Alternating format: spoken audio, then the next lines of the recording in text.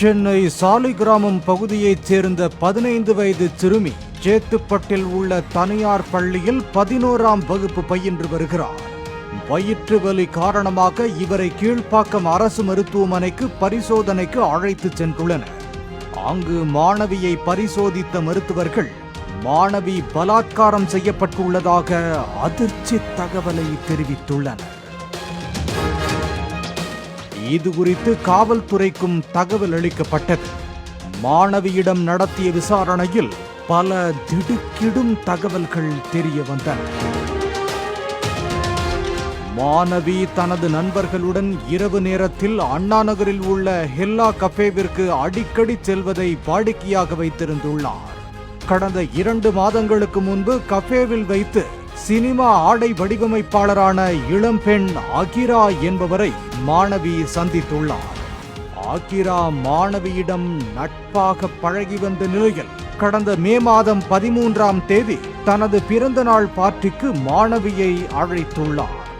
அதன்படி மாணவி சாலிகிராமத்தில் உள்ள ஒரு ஓயோ சர்வீஸ் அபார்ட்மெண்டில் நடந்த பிறந்தநாள் பார்ட்டிக்கு சென்றதாகவும் அங்கு அகிராவுடன் 2 ஆண் நண்பர்கள் இருந்ததாகவும் கூறப்படுகிறது. பார்ட்டியில் மாணவியை வற்புறுத்தி இனிப்பான மதுவை அருந்தச் செய்ததாகவும் அதனை அருந்தியதும் அவருக்கு மயக்கம் ஏற்பட்டதால் தண்ணீர் கேட்டுள்ளார். தண்ணீர் கொடுப்பதாக கூறி ஒரு அறைக்குள் அழைத்துச் சென்ற அகிரா அந்த அறையை பூட்டிவிட்டு சென்றதாக கூறப்படுகிறது. அரை மயக்கத்தில் கிடந்த தன்னிடம் அவருடன் இருந்த 2 ஆண் நண்பர்களும் அடுத்தடுத்து பாலியல் வன்கொடுமை செய்ததாகவும் காவல்துறையினரிடம் அந்த மாணவி தெரிவித்துள்ளார். ஓயோ அறையில் அழுதபடி அமர்ந்திருந்த மாணவியிடம் பேச்சு கொடுத்த அகிரா அவர்கள் இருவரும் பயங்கரமானவர்கள், நடந்ததை வெளியில் சொன்னால் கொலை செய்து விடுவார்கள் என்று மிரட்டியதோடு மாணவியின் வீட்டுக்கு சென்று 2 தினங்கள் அவருடன் தங்கியிருந்து மாணவியின் நடவடிக்கைகளை கண்காணித்து விட்டு சென்றுள்ளார்.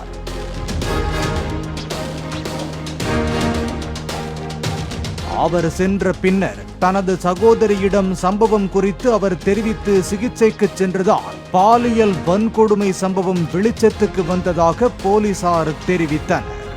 சிறுமியின் பெற்றோர் அளித்த புகாரின் பேரில் விருகம்பாக்கம் அனைத்து மகளிர் போலீசார் போக்சோ வழக்கு பதிவு செய்து பெருங்களத்தூரைச் சேர்ந்த பிரதீக்ஷா அகிராவை கைது செய்தனர். தனது காதலன் சோமேஷிற்கு விருந்தளிக்க மாணவியை ஏமாற்றி அழைத்துச் சென்றதாகவும் காதலன் சோமேஷ், அவனது நண்பன் வில்லியம்ஸ் ஆகியோர் சிறுமியை பாலியல் வன்கொடுமை செய்ததாகவும் அவர் வாக்குமூலம் அளித்தார்.